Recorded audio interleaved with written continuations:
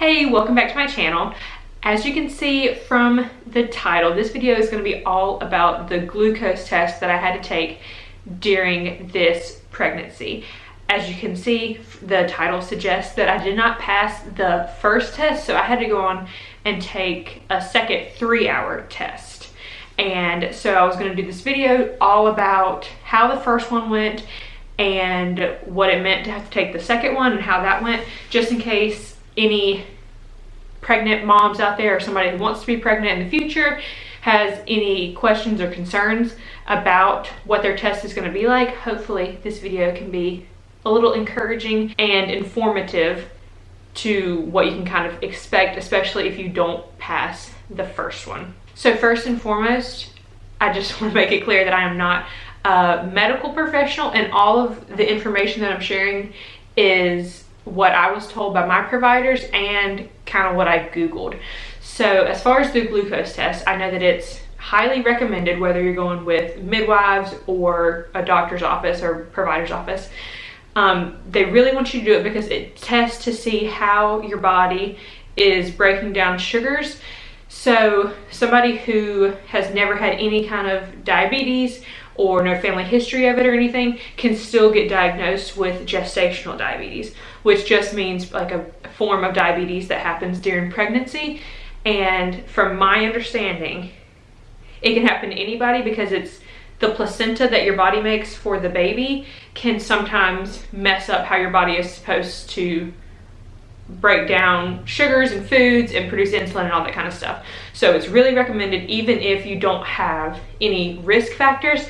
And from my understanding, if you do have risk factors, they might test you multiple times throughout your pregnancy, like starting in your first trimester onward or second trimester onward. But for me, I didn't have any risk factors, so I'll be considered, low risk to have gestational diabetes. And my midwives wanted me to take the first test, the 1-hour test, at or around 28 weeks pregnant. So I ended up taking my test the day after I turned 28 weeks. So the first test that most women take is the 1-hour test. And for me, the appointment before that, I was given the glucose drink and I was told to refrigerate it because apparently it tastes a lot better when it's cold. I went with the fruit punch flavor. So the morning of my appointment, I think my appointment was like at 8:30. So I woke up and I was told by my providers that I could have some breakfast. Now, some doctor's offices and places don't want you to eat anything. So I would go with whatever your doctor or provider recommends as far as if you can eat before. I was told that I could, and that I could have some water before I drank the drink. So I had 2 scrambled eggs. I think I put a little bit of pepper, but I think that was basically it. I didn't have any like toast or anything. So I ate the eggs and water when I woke up, and then I drank the drink. And so this one was 50, I believe, grams of glucose, but it had a 50 on it. So it was the 50 drink, and it was the fruit punch flavor. And like I said, it had been refrigerated, so it was cold. The second that I opened it, for whatever reason, I associated the smell with cough syrup. And I don't like liquid cough syrup. So when Scott smelt it, he did not think it smelled like fruit punch, or he didn't think it smelled like cough syrup. So it might have just been me, but because of that, I had a hard time drinking this. And you're supposed to drink it within 5 minutes from like start to finish. You have 5 minutes to down this drink, and it's like that big. It's really not too big. But because I kept thinking about just drinking cold cough syrup, I was like gagging as I was doing it. But I was able to get through it. I drank it. It really wasn't good. The fruit punch was not good in my opinion. I wouldn't get it again. So I drank it. After you drink it, you're not supposed to have any kind of water, no more food, anything like that. And the nice thing about the midwives giving it to me to take home was that it takes me about 40 minutes to get to their office. So I drank it and then immediately got into the car, drove to the appointment, and only had to wait like 10 to 15 minutes before they could draw your blood, because they want to take your blood exactly an hour after you finish drinking it. So I had to write down when I finished the drink, and an hour from then is when they were supposed to take my blood for the draw to see how everything went. When I got to the office, I told them what time I had finished the drink, and I believe they took me, immediately back, and I requested to be laid down because I typically don't do the best having my blood drawn. So I laid down and she started, you know, messing with my arm to get the blood. And while I believe it was a nurse was doing that, the midwife came in, which was a good distraction to go ahead and listen to the baby and measure my fundal height and just do like a routine appointment. So she took my blood, and I was just told that I would find out the next day if I passed or not, that it would like pop up on my chart. So the next day, it was like 8:30 or 9. My phone started ringing, and it was the midwife office. And I kind of knew immediately when they were calling me that I must not have passed it, because if I passed, I feel like it would just pop up on my chart. But they called to say that my levels were elevated, and that it did not mean that I had gestational diabetes, but it meant that I needed the further testing. And so I wrote down, I have them over here on a piece of paper, the exact parameters of what my office was looking for and what I got. And from my understanding, it varies from office to office. So some people's parameters might look different, like this number that I got might be passing in another one. So it just really depends on what your doctors are looking for or your providers are looking for. So according to my chart, what my providers were looking for the 1 hour glucose test was for my levels to be somewhere between 74 and 139. And so mine was 154. So I was over by 15 points. So one of the big reasons I wanted to make this video is because when I found out that I failed by 15 points, and I started looking for other people that failed, a lot of the people that were like, oh, you know, I failed the 1 hour and passed the 3 hour, but I failed the 1 hour by 1 point or 2 points. And so since mine was 15, I felt like that was a pretty significant jump. Like I didn't just fail by just a little bit, like I failed by 15. And to me, that felt like a lot. So I immediately convinced myself that I had gestational diabetes. I went to the grocery store. I started looking up gestational diabetes eating plans, like diet plans. And when I say diet, I don't mean that I was trying to lose weight, but like what would recommended for somebody with gestational diabetes to eat. So I was getting like cheese and crackers and yogurt, all kind of stuff, which I typically eat anyways. But I went to the store and got more of it, and I had convinced myself that I had it. But when they called to tell me that I was elevated, that was, like I said, my test was a Thursday, so that was a Friday that they called, and they wanted me to come back the following Monday. And I think, you know, if people that take the test on a Monday or Tuesday, like you come in like a day or two after, because they want to get you tested really quickly after you don't pass the first one. So I started Googling all this stuff about gestational diabetes and the complications that can arise. And so the reason that the providers want to test you, from my understanding, is because a diagnosis of gestational diabetes elevates you to like a high risk category with your pregnancy, because there are additional complications that can arise because of how your body's doing insulin, or like how your body's breaking down the insulin, and so you have to be more closely monitored. I think I still would have been able to deliver with the midwives, but I would have needed additional monitoring. And so I was immediately panicked. And so that weekend, I just worried the whole time that I had gestational diabetes. And I think that any pregnant person is gonna freak out, even if I've heard many people say that it's common to fail the first one because they make the parameters really small to really catch anybody that could possibly have it, which is great, but it's common to fail the first one and pass the second one. But even hearing that, again, when I knew that I failed by 15 points, I just convinced myself that I had it. And hearing what the 3 hour test included made me panic even more.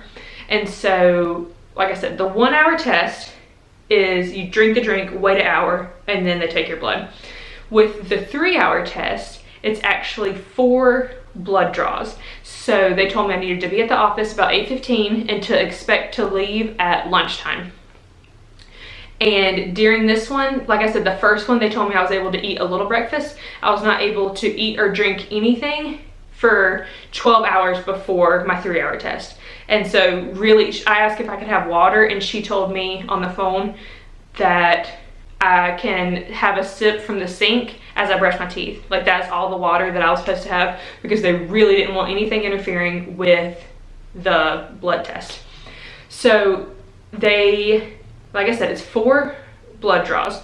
So that morning, it was Monday, I woke up and didn't eat anything. And I got to the office at about 8:15. They immediately took my first blood draw for the fasting level. And she went, before I even drank the drink, she went to test it with like the little handheld reader thing, because they wanted to make sure that my sugars were not too elevated before they gave me this really sugary drink that was going to make them rise. So she tested it, and it looks like the first parameters for the fasting, which she checked immediately, like I said, was between 74 and 94, and I was right in the middle at 84. So my fasting level, I knew immediately that I passed that one. And so like I said, there's 4 blood draws, and I was told that I could fail 1 blood draw and still be good and pass the test. So even if 1 was out of range, it's not considered failing, and it's not considered gestational diabetes unless you fail or don't pass 2 or more of the blood draws, according to my people. So the first one I knew I passed, which was a little reassuring. Then I was offered the drink, and this time she offered me, it was orange or lemon lime, I believe. And I knew I wasn't gonna go with fruit punch if that was offered, so I went with orange. And this drink was so much better, which is very surprising because, like I said, the first one was 50, I think, grams, and this one was 100. So they're giving you a lot, double the amount of glucose or sugar, and they're testing it repeatedly over like a 3-hour period.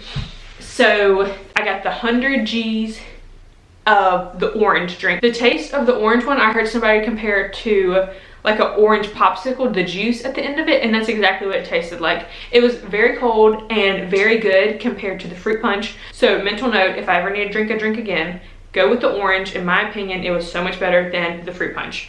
So I drank the orange in about 2 minutes, and I finished drinking that one at 8:33. And so that meant that the next 3 hours on the minute that they were going to take my blood. So I knew at 9:33, 10:33, and 11:33 that they were going to come in. They're very particular about it being like on the minute. They really need it to be very exact. So they put me in this like conference room, and I don't think I mentioned this, but my doctor's office was not letting like support people come in. So Scott drove me to the appointment, but he was not able to come in. So it was just me. I had to wear a mask when anybody was around, but they put me in like this conference area, and I could take the mask off. There was a couch. They actually gave me like a pillow and a blanket, which was really nice. And I brought an iPad and a phone charger, so I just watched YouTube and Netflix and stuff while I was waiting. But the nurse came in for my first blood draw at 9:33, and since they were doing 4, I asked them to like rotate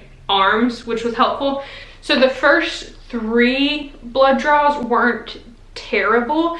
Like I said, I lay down during all of them, and the nurse did a nice job, and so it wasn't too painful. But even during the 3rd one, she mentioned that she could tell that I was getting dehydrated because, like I said, they weren't allowing me to drink water. I've heard some people say that they were allowed to sip on water like the last 2 hours of their test, but I was not given that option. I could not drink anything. So I was obviously mostly concerned with having a gestational diabetes diagnosis and what that would mean for my safety and baby safety.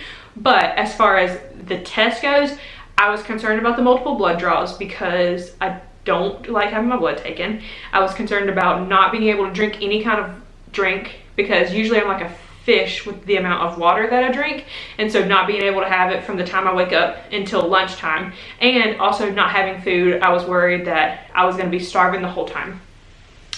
So like I said, the first 3 were not terrible. They were bearable, so I felt like I was doing great. But she mentioned that I was getting dehydrated, which I could tell because I hadn't had any water. So then I was so excited at 11:30 because I knew the last blood draw was coming up. I was going to be done. Scott was already in the parking lot. He had picked me up some Chick-fil-A. I was so ready for her to just come in, take it, and I was going to leave. But of course, the last blood draw was by far the hardest. She had to stick me on both arms She tried twice on each arm before she called in another nurse to try. They were looking at like the veins in my hand and other places on my arm because I was so dehydrated. And being dehydrated made it difficult for them to be able to get the blood flowing enough to get it. So she called in the second nurse, and the second nurse was able to get it on the first try. But this was important because it made my last blood draw a lot less pleasant, but also they were supposed to take it at 11:33, and they probably didn't get around to taking it until at least 10 minutes after that, by the time they finally got the blood. So after that, I left, I ate my Chick-fil-A, I felt fine the rest of the day, and then they told me they were going to call me pass or fail the next morning. So I woke up, and about 8:30 they called me to tell me that I passed and that they were releasing the results on my chart so that I could see exactly, you know, the parameters and what I scored. And so I have them written down for the, like I said, the first one was the fasting one, which I knew that I had passed. The second blood draw, which was taken 1 hour after I drank the drink, the parameters were 74 to 179, and I was 167. So kind of close to the end, but definitely a pass. The third blood draw, which was 2 hours after I finished the drink, the parameters were 74 to 154, and I was 115. And the last blood draw, which is the one that took 3 hours after I drank the drink, that they took like 10 minutes late because they weren't able to get blood as easily, the parameters were 74 to 139, and I was actually low at 70.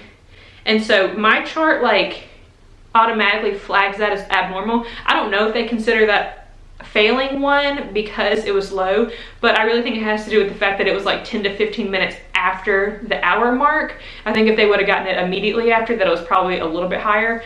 But either way, I don't know if they consider that failing one if it's lower, but none of them were elevated, and so that meant I didn't have gestational diabetes. I was very, very thankful to have the test over with and to know that I passed it. But I do think it's important to say that it's nothing that I did or didn't do that made me pass and fail. I feel like the wording of that, pass and fail, makes it seem like you're in control of it.